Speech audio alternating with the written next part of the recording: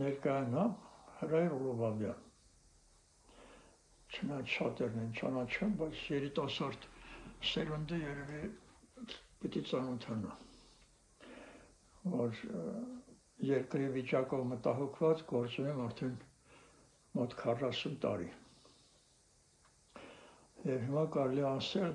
շատերն են գիտակցում, որ աղետալի վիճակ է, օրհասական վիճակ է, եւ կան կազմակերպություններ, կուսակցություններ, որոնք կարծես թե զբաղվում են, համահայկական շարժումներ կան, մի 7 առնվազն ես գիտեմ, կլոր սեղաններ են կազմակերպում եւ վերջերս էլ տեսնում եմ քաղաքական գործիչներ, վերլուծաբաններ անընդհատ զրուցում են գիտնականների, մտավորականների հետ։ Խնդիրը երկրի այս վիճակից հանելն է հիմնականում։ Բայց պիտի ասեմ, որ զբաղվում են մարդիկ, որոնք երկրի վիճակը լավ չեն պատկերացնում եւ լուծումներ չեն տեսնում։ Ուղղակի քննարկում են, էլի մարդիկ քննարկում են իրենց իմաստունի տեղ դրած երբեմն ես հիմա կուզեմ անպայման Թումանյանի մի խոսքը հիշեցնել, ես իմ ելույթներում հիմնականում դա ասում եմ, բայց ինչպես երևում է, այդ մեր քաղաքական գործիչները, դիվանագետները, չգիտեմ, վերլուծաբանները հաշվի չեն առնում եւ ուղղակի սայլը տեղից չի շարժվում, մարդիկ զբաղվում են, չի կարելի ասել, որ լրիվ անուշադրության բոլորը զոմբիացած են, ոչ մեկը չէ, երևում է, զբաղվողներ շատ կան, շատ են, չկա միասնություն ուղղակի, ինչպես հասկանում եմ, չի լինելու առայժմ, եւ հիմնականում պիտի ասեմ, որ ելույթներում, որ շատ եմ խոսում, Թումանյանի այդ տիեզերական կյանքի մասին, որ կարևոր եմ համարում, հիմնական ելույթներում պիտի ասեմ, եւ դա հիմնական պատճառն է։ Թումանյանը 13 թվականին մի բան է գրել, միթե դժվար է հոդված, այդ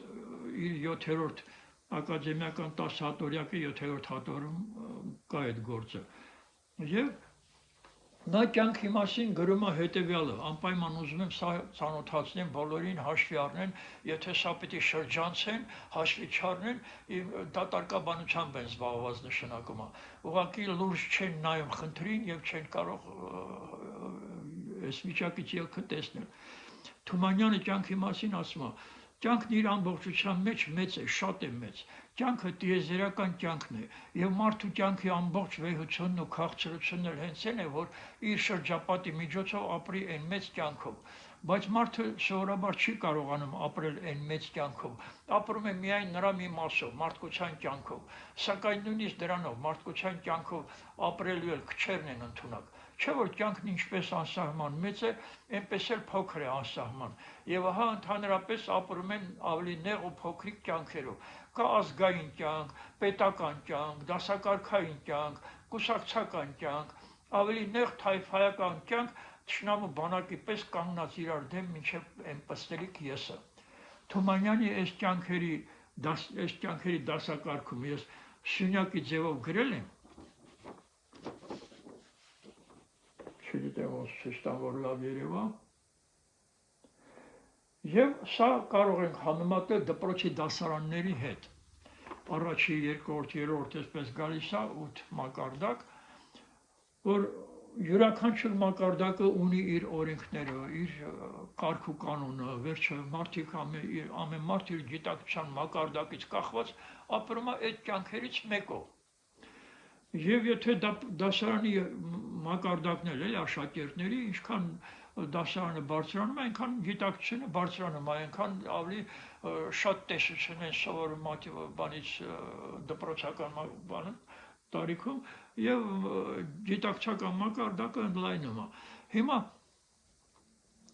հարց որ պիտի տանք էլի, ասենք առաջի, երկրորդ, երրորդ դասարանի երեխան կարող է 5-րդ, 6-րդ, 7-րդ դասարանի խնդիրներ լուծել։ Պարզ է, որ եթե ինչ-որ մի հանճարեղ հազվագյուտ ինչ-որ դեպք չի, ապա սովորական երեխան չի կարող։ նույն տրամաբանությամբ այդ առաջի, երկրորդ, երրորդ մակարդակ, գիտակցական մակարդակ ունեցող մարդիկ են այսօր երկրի ղեկավարում կամ զբաղված երկրի խնդիրներով։ Կուսակցական են, թայֆայական են, նապոլոններ են, որ ամեն մեկը իր եսով ղեկավարվելով դեռ եսականություն հասկացություն կա էլի, որ անընդհատ իրենց եսն են առաջ քաշում, ցանկացած խնդրի քննարկման ժամանակ, դա էլ հետևանք է երևի կամ մեծ չափով դեր է խաղացել մեր երկրում նաև արևմուտքից ներմուծած այդ դեմոկրատիան, ժողովրդավարությունը, որ լսում եմ այս վերլուծաբանները, որ ազգակիրներ են հավաքում, փորձեն լուծեն խնդիրները ազգակիրներով, պիտի իմանան, այսօրվա դրությամբ նույնիսկ միջազգային մակարդակով խնդիրների լուծումը չեն գտնում։ Այն օրենքները, որ կար գործում էր միջազգային օրենքներ կամ ՄԱԿ-ի, Եվրոմիության, չգիտեմ ինչ-որ բաներ, հիմա ոտնատակ տված սաղ արհամարում են դրանք։ Եվ լուծումը կարող է լինել այդ բարձր մակարդակով Թումանյանի, Նժդեհի, Աղայանի պատկերացած այդ տիեզերական օրենքներով։ Այստեղ պիտի ուղղակի մի փոքր զուգահեռ տանեմ, ասեմ, որ այն, որ Նժդեհն ասում Հայաստան եւ ճշմարտություն, ահա իմ աստվածությունները հայրենասեր չես, եթե կյանքը տրված չի իսպաս սրանց, որոնցից մեկին, այսինքն հայրենիքին կարելի է ծառայել միայն մյուսի միջոցով, այստեղ այդ ճշմարտությունը որն է, բոլորի մոտ էլ հարց է ծագում, էլ ամեն մարդու ճշմարտությունը իր գիտակցության մակարդակով է որոշում։ Բայց մեր մեծերը Աղայանը բան ասել են, տիեզերական օրենքներն են ճշմարտությունները, այսինքն այն գիտակցական մակարդակը պետք է լինի վերևներում, ազգային խնդիրներ նույնիսկ լուծելուց պետք է ավելի բարձր մակարդակի բարձրանան, դե միջազգային մակարդակի օրենքներն էլ տեսնում ենք մեզ օգուտ չի, մեր շահերից չեն բխում, որովհետև տեսանք Արցախի հարցում են շրջափակման ժամանակ Հաագայի դատարանի որոշում կար, բայց արդյունք չտվեց, միջազգային մակարդակով կարելի ասել գործում են ջունգլիների օրենքներ։ Ու հայտնի է, շատ տարածված խոսք կա քաղաքական գործիչների մեջ, միջազգային մակարդակում էլ մեզ մոտ էլ։ Ասում են, ուժն է ծնում իրավունք։ Ուժի դիրքերից Արցախը գրավեց Ալիևը եւ ուժի դիրքերից է շարունակում է Հայաստանի վրա ճնշում գործադրել, պահանջում է սահմանադրություն փոխել, հռչակագրից հրաժարվել, չգիտեմ, բազմաթիվ պահանջներ եւ Նիկոլը ուղղակի ընդունելով որ նա ուժ եղա ինքը թույլ, պիտի ենթարկվի, ինչ որ նա ասի, պիտի անի։ Որ այդ Նիկոլի այդ անելն էլ ինքը խոստովանել է, բացատրել է։ Ասում են 20 թվականի պատերազմի ժամանակ, այդ 44 պատերազմի ժամանակ մեր պարտությունը, ես հասկանում եմ, ասում եմ, այս ձևի։ Մենք հայտնվել ենք այնպիսի մարդու վիճակում, որ փողոց է դուրս գալիս առանց երթևեկության կանոններ իմանալու եւ աչի զախից իրան վթարի են ենթարկում եւ ինքը չի հասկանում։ Այս ինչի են այս խփում ինձ էլի։ Եվ այդ խաղի կանոնները չիմանալը, դա նշանակում է միջազգային մակարդակով տեղի ունեցող այս գործընթացների այդ խաղի կանոնները չիմանալը։ Իսկ այդ խաղի կանոնները, քանի որ այդ ջունգլիների օրենքներն են, ուժն է ծնում իրավունք, ուժերի մոտ միշտ թույլն է մեղավոր եւ ուժերները ապրում են թույլերին խժռելով։ Հիմա այդ խոսքը, որ Նժդեհի մոտ էլ կա, բայց Նժդեհին կամ չեն ուսումնասիրել, ուղղակի լսել են թութակի պես կրկնում են, ուժն է ծնում իրավունք, բայց Նժդեհն ասել է ճշմարտությունն է ուժը, առանց ճշմարտության ուժ չկա։ Եվ հիմա այս իմացությամբ մենք պիտի համատեղելով, թե որ ասում է միայն ճշմարտությամբ կարելի է ծառայել հայրենիքին, Աստվածաշնչում գրած է ճանաչիր ճշմարտությունը եւ այն չես կազատի, բազմաթիվ մեր մեծերի, ազգի մեծերի, մարդկության մեծերի խոսքը այդ ուսմունքները, բանը, որ ուսուցիչները տվել են, բոլորն էլ դեպի ճշմարտություն են տարել, ճշմարտությունը փրկարար է, կեղծիքը կործանարար։ Սա պիտի իմանան այդ գործիչները, որոնք երկրի վիճակով իբր թե մտահոգված են, բայց կամ ազնվությունը չի հերիքում խոստովանեն, որ չունեն, կամ էլ ուղղակի գլխապահությամբ են զբաղվում, էլի, չեն լրջանում, չեն մտնում այդ ճշմարտության դաշտը։ Այս 30 տարի է առնվազն հրապարակում եմ հոդվածներ, որտեղ կեղծիքի դեմ եմ պայքարում։ Եվ ճշմարտությամբ եւ ստորագրում եմ հաճախ ճշմարտության մարտիկ։ Հիմա եթե ընկերներ պիտի փնտրեն, պիտի ինչ-որ խումբ ձևավորեն, առաջի պայմանը դա է լինում։ Համաձայն եք, որ միայն ճշմարտությամբ ղեկավարվենք։ Որովհետև կեղծիքը կործանարար է, կեղծարարին ես չեմ կարող որպես գործընկեր ընդունել, որովհետև ամեն քայլափոխի կարող է կամ պատահական հանկարծակի կարող է կեղծի մի բան, որ կործանարար կլինի, վնասակար կլինի, ոչ միայն անձնական ինձ համար, այլ նաև ազգի համար։ Հիմա այս տարիների ընթացքում հասկացել եմ կարևոր մի բան, որ Սովետի տված այդ գաղափարախոսությունը ինչ որ դեղից եկել է, չի մերժվել, խոսքով են մերժել, հոդվածներով բանով գրել են, բայց իրականում այդ Մարքս-Լենինյան փիլիսոփայությունն է ղեկավարում, այդ գաղափարախոսությունը։ Ես երեք կարդում եմ այդ մահվան հետ կապված, մահվան կյանքի, մահվան խնդիրներ, տեսնում ինչ որ թերթում ես մեր անկախության տարիներին ինչ որ համալսարանում դասախոսող ինչ մի պրոֆեսոր էր, դոկտոր պրոֆեսոր շարունակում է Մարքս-Լենինյան տեսակետից այդ կյանքի մահվան հարցում կարծիք հայտնել եւ պնդել, ծավալուն հոդվածեր, ասում եմ մտածում եմ լավ, այս մարդիկ միթե այսքան պիտի հետ մնան էլի ժամանակից, 30 տարվա առնվազն 30 տարի, կարող եմ ավելին ասել, բայց առնվազն 30 տարի հաշվի առնելով այդ բանը, որ մենք կտրվելով վերևից, որ ասել են կրոնը օպիում է, աստված չկա, բան կտրվելով վերևից, կտրվել ենք նաև մեր ազգի արմատներից, որովհետև մեր ազգի արմատները սկսած այդ սովետի շրջանից նախորդող շրջանը, որ Թումանյանն իր վերնատնով այդ ժամանակ գործում էր նաև Նժդեհը իր ընկերների, գործընկերների հետ գաղափարական պայքարի էր դուրս եկել եւ նրանք ղեկավարում են այդ բարձրագույն գաղափարներով, աստվածային գաղափարներով, հոգեվոր ոլորտը եւ այդ ոլորտի, այսպես ասած, 19-րդ դարի վերջին, 20-րդ դարի սկզբին հիմնականում գործում էր աշխարհում մեկ գործում էր թեոսոֆիական ընկերությունը, թեոսոֆիական ընկերության գաղափարները, որ ստեղծել է Այս Բլավատսկայան, որ ստեղծել է թեոսոֆիական ընկերություն, երևում է, չէ՞։ Այդ թեոսոֆիական ընկերությունը հիմնական նպատակներ էր ընտրել այդ գործունեության կանոնադրության մեջ հստակ գրված է։ Առաջինը համամարտկային եղբայրության գաղափարի ձևավորում, երկրորդը կրոնների փիլիսոփայությունների ուսումնասիրություն եւ երրորդը մարդու եւ բնության գաղտնի ուժերի ուսումնասիրություն։ Կարելի է ես այդ ուղղությամբ զբաղվում եմ եւ Թումանյանը եւ թեոսոֆիան այդ հարաբերությունը այդպեսի գիրք պիտի գրեմ ընթացքի մեջ է Թումանյանը ղեկավարվել է իր վերնատան հետ միասին այդ թեոսոֆիական ընկերության գաղափարներով իր տանը եւ ամսագրեր կան թեոսոֆիական եւ գրքեր կան բազմաթիվ եւ իր գործունեությունը հենց այդ ուղղությամբ ա եղել թեոսոֆիական ընկերության հիմնական գաղափարները եթե Թումանյանին պիտի ինչ որ մի կրոնական ինչ որ մի փիլիսոփայական ուղղության հետևորդ համարեն ապա դա պիտի լինի թեոսոֆիան ուրիշ որևէ բանի կպցնել չի կարելի Թումանյանին, ոչ քրիստոնեության հետ, ոչ բուդդայական անվանել, ոչ չգիտեմ, եթե յոգել ասենք պայմանական, պիտի ասենք, որովհետև թեոսոֆիան շատ չի տարբերում այդ յոգայից, բայց թեոսոֆիայի գաղափարները համադրում են գիտության, կրոնի, փիլիսոփայության են հիմնական գաղափարները, որ մինչև հիմա մարդկությանը հայտնի է։ Թումանյանն էլ այդ համադրողական մտածողությունն ուներ եւ իր ստեղծագործություններում էլ դրանք համադրում էր էլի։ Հիմա մեր երկրում այս աղետալի վիճակը, այս օրհասական վիճակը, որ տեսնում են, դա դեռ չարիքից նվազագույնն է, դեռ ավելի է վատանալու, ավելի պիտի վատանա, բայց չի գիտակցում, այս մարդկության մեծ ուսուցիչները, որ տվել են ուսմունք, այ յոգայի, ագնի յոգան,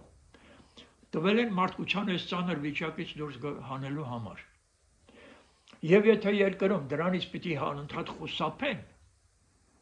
պիտի ասեմ կամ դավաճան սրիկաներ են, կամ ուղղակի տգետներ, որ իրենք չգիտեն, բայց զբաղվում են հարցերով, ազգի համար ճակատագրական հարցերով մոլորեցնում ժողովրդին։ Ամեն մի կուսակցություն, ամեն մի խմբավորում, ամեն մի, չգիտեմ, կառույց ժողովրդին տանում է ինչ-որ մի ուղղությամբ, ժողովրդին բաժանած տարանջատված այդ պարակտիչ գործունեությամբ ժողովրդին բաժանում են եւ եթե բոլորն էլ ուզում են, նո բոլորը չասենք, շատերը ուզում են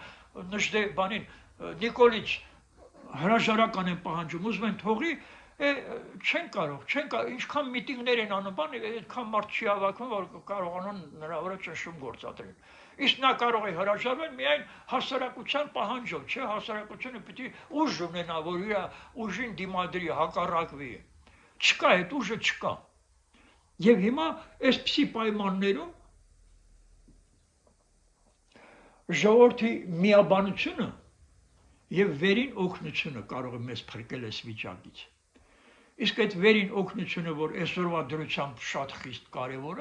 կարևոր է նաև այն մարդկությանը սպասող կրակներից պաշտպանելու համար։ Ես 92 թվականին էլ եմ մի հոդված գրել։ Դրանից հետո չեմ հիշում, որ թվականին 92 թվականին Երևանում է տպագրվել, 90 քանի թվականներին էլ Արցախում։ Երկու հոդվածներ, մեկը կոչվում էր Կրակը տան շեմին է, մեկն էլ Կրակները նոր աշխարհի շեմին։ Հիմա այս մեր մարդկությունը անցումային փուլում է։ Այս անցումային փուլում մարդու տեսակն է փոխվում, ուսմունքում ասում է 6-րդ ռասա է ձևավորվում։ Այդ 6-րդ ռասան օժտված է լինելու ֆենոմենալ հատկություններով, որոնց կարելի ասել առաջին ծիծեռնակները, որ արդեն այդ մասին բացահայտ խոսել են, գրել են, տվել են, Թումանյանը իր վերնատնով, Թումանյանը Աղայանը նժդեհներ, այդ պայծառատեսներ են եղել, այդ ֆենոմենալ հատկությունները պայծառատես չնացել է, պայծառ եւ շատ ուրիշ բաներ, որ ներքին էներգիայի շնորհիվ է դա արվում, որ իրենք օժտված են եղել։ Հիմա մարդկությունը այդպիսի փուլ է անցնում եւ այդ տիեզերական, այսպես ասած, մասշտաբի փոփոխություն է։ Մարդկությունը, ամբողջ մարդկությունը անցումային փուլում է։ Այն ինչ որ ասում ենք ուժ մեծանում իրավունք, ուժով են հարցերը լուծում, դա ժամանակավոր երևույթ է։ Այդ ուժով գործողները վերանալու են այս մոլորակից։ Վերանալու են, ինչ ձևով են վերանալու։ Կամ պատերազմներում վերջիվերջո պարտվելու են նրանք, կամ էլ այդ որ ասում կրակներ են գալիս, կրակների ալիքներ են լինելու, միլիարդներով վերանալու է, մարդկության մի մասը վերանալու է այդ կրակներից, որոնցից պաշտպանությունը կարող է լինել միայն ներքին կրակները, Աստված կրակ է, մարդու ոգին կրակ է, այդ կրակը մեր մեջ է, բայց չգիտենք դրա մասին, եւ այդ կրակների զարգացման միջոցով միակ պաշտպանությունը տարածական ալիքներից այդ հրեղեն միայն ներսի կրակներով կլինի պաշտպանությունը, ուրիշ կերպ չի լինելու, եւ պաշտպանությունը նաեւ ուսուցիչների հետ համագործակցությունը կտա նաեւ իրենց հզոր օգնությունը, պաշտպանությունը։ Եվ հիմա այս վիճակում այդ ագնի յոգան, որ պատահական չի, անունը հենց ագնի յոգա, հրեղեն յոգա է կոչվում, եւ տրված է այդ ուսմունքը մարդկությանը այս գիտելիքները տալու, սովորեցնելու, եւ այդ անցումային փուլում փաստորեն կրոնների, փիլիսոփայությունների բանի միասնություն պիտի լինի, միացում է լինում։ Այս ուսմունքը տրված է թեոսոֆ բանի այս Բլավատսկայի գրած հիմնական գիրքը «Տայնայա դոկտրինա» գաղտնի վարդապետությունը։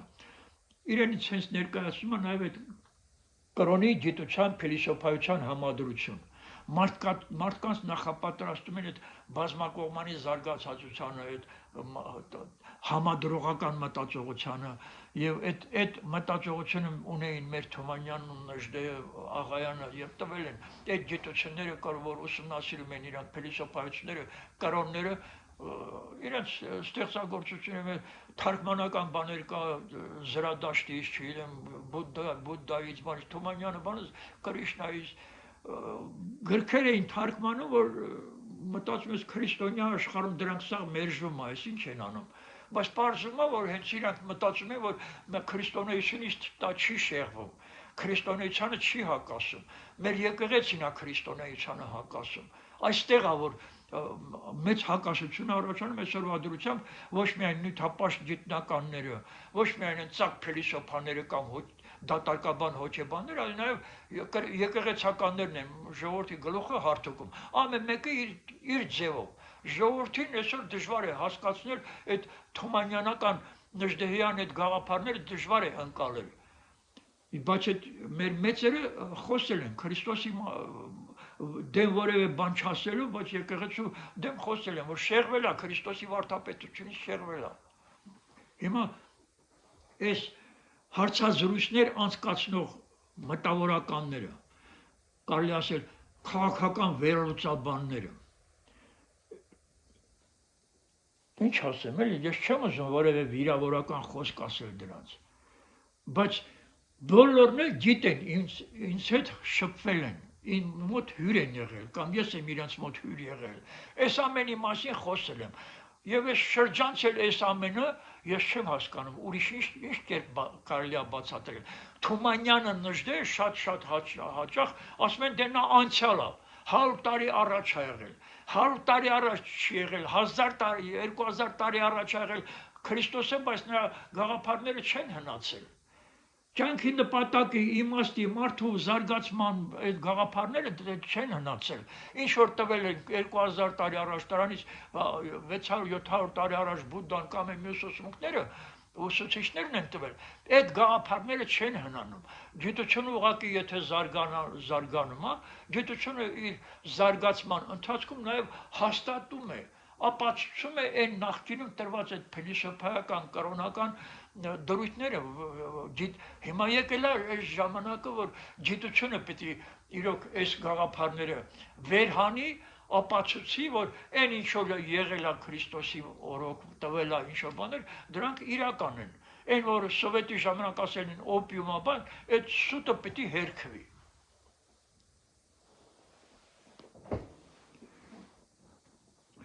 Եվ այսօրվա դրությամբ, ասենք ես նկատում եմ, որ ոչ գրականագետը, ոչ փիլիսոփան, ոչ հոգեբանը, ոչ մանկավարժը, ոչ մեկը այս ստեղծված վիճակից ելք չի տեսնում ու չեն էլ մտահոգված։ Նորմալ է, էլի գործում են, ամեն ոլորտը գործում է։ Բայց պիտի ասեմ, որ այս անկախության տարիներին մի շարք ոլորտների գիտնականներ բարձ խոստովանել են։ Կարող եմ անունները տալ, այս կարևոր մի բան է, պիտի ասեմ։ Ասենք մանկավարժության բնակավարում կրթության գիտության նախարար Էդվարդ Մուշեղի Ղազարյան հոդված է գրել եւ դա հետագայում իր գրքում էլ ընդգրկել է, հոդված է գրել կրթության փիլիսոփայությունը։ Եվ այդտեղ վերլուծելով մի փիլիսոփայի հետ համատեղ գրել են եւ ասում են, որ մանկավարժության ոլորտում խոր ճգնաժամ է։ Եվ մանկավարժության պատմությունը հաստատում է, որ նման խոր ճգնաժամերի ժամանակ արմատական փոփոխություններ են պետք։ Եվ այդ արմատական փոփոխությունները սկսվում է փիլիսոփայության ոլորտից։ Հիմա հոգեբանների մոտ ես գիտեմ, թե Արցախում, թե այստեղ շատ բուհերում, գուցե ոչ բոլոր, բայց շատ բուհերում դասավանդում են Ալբերտ Նալչաջյանի դասագրքով։ Հոգեբանության այս անկախության տարիներին տպագրված դասագրքով։ Եվ նա իր այդ ուսումնասիրությունների մեջ ասում է հետևյալը. այդտեղ էլ ճգնաժամը էլի, բայց ասում է արևմուտքում միտում կա, այդ տարբեր ուղղությունները, որ գոյություն ունեն այդ հոգեբանության, միաբանելու։ Բայց դա կարող է դրական ինչ-որ մի արդյունք լինի, եթե մի առաջադեմ փիլիսոփայությամբ հիմնավորվի։ Այդ էլի առաջադեմ փիլիսոփայության մասին է, էլի փիլիսոփայության անհրաժեշտությանն է հանգնում։ Դեռ անկախության էլի առաջի տարիներից 93-4 թվականներին գրականագետներ Էդվարդ Ջերբաշյանը, Սերգեյ Սարինյանը գրել են, հոդվածներ կա, հարցազրույցներ կա տպագրված, որ մարքսիզմ լենինիզմից հրաժարվելուց հետո ուրիշ փիլիսոփայություն չունեն, մեթոդաբանություն չունեն, գրական ստեղծագործությունների գնահատելու արժևորելու։ Հիմա այսպես կարելի է շարունակել մնացած բոլոր ոլորտները, այդ թվում նաև փիլիսոփայության ինստիտուտի այն ժամանակների տնօրենը, որի հետ առնչվել եմ, շփվել եմ տարբեր տարիներ գիտաժողովներում եմ հանդիպել, ասել է, մարքսիզմ լենինիզմից հրաժարվելուց հետո ուրիշ փիլիսոփայություն չենք որդեգրել եւ մեր գիտնականներն էլ շարունակում են ստեղծագործել առանց այդ խնդրին անդրադառնալու։ Բազմաթիվ անգամներ համալսարանի փիլիսոփայության ֆակուլտետի բոլոր ամբիոններում եմ եղել, զրուցել հետները, Գեորգ Բրուցյանի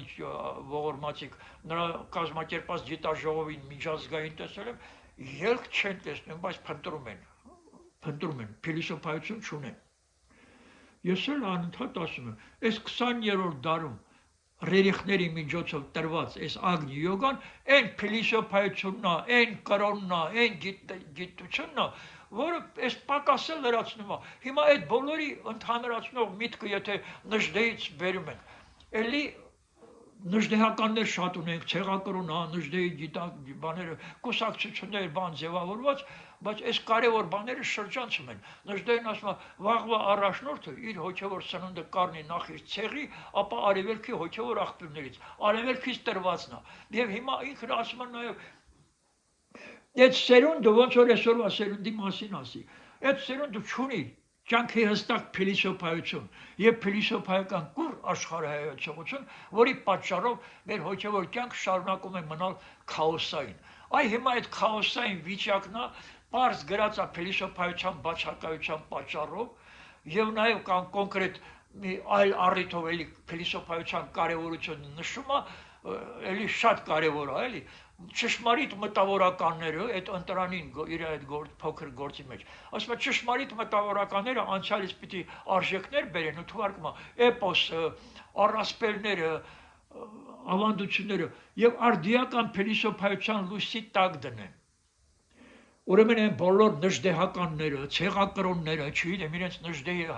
ժառանգ համարողները, եթե շրջանցում են այս ճշմարտության մասին, փիլիսոփայության մասին, այդ բոլոր գաղափարները, եթե նժդեի շրջանցում են, ուրեմն նրանք կեղծում են ուղղակի, խափում են, սուտ են ասում կամ չհասկանալով ուղղակի այդ բարդ բաները շրջանցում են։ Բարդ հա, եկեք հասկանանք, եկեք միասին գործենք, համագործակցենք եւ բացատրենք։ Այս ագնի յոգան, որ տրված է, դրա միջոցով էլ հենց այդ որ նժդեն ասում է արդի փիլիսոփայության լույսի տակ դնել, հիմա այդ ագնի յոգայում էլ այդ արդի փիլիսոփայությունն է, որտեղ ասում է կյանքի բոլոր երևույթները պիտի վերանայվեն։ Կյանքի նպատակը, կյանքի իմաստն է, այդ մահվան վերաբերյալ,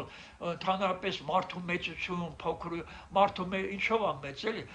Տեսնում ենք այն փողոցում կպցած մեծ հայը բան, էլի, այդ մեծը ինչով են որոշում, ոնց են որոշում։ Այդ կարևոր բաներ են, էլի, որ հիմա ես գիրք եմ գրում նաև 20-րդ դարի մեծ հայը Հովհաննես Թումանյան, բացատրում եմ, հիմնավորում եմ, հենց այս ուսմունքի տեսակետից, թե այդ մեծությունը ինչու՞մ է կայանում։ Կյանքի նպատակը հասկացել է,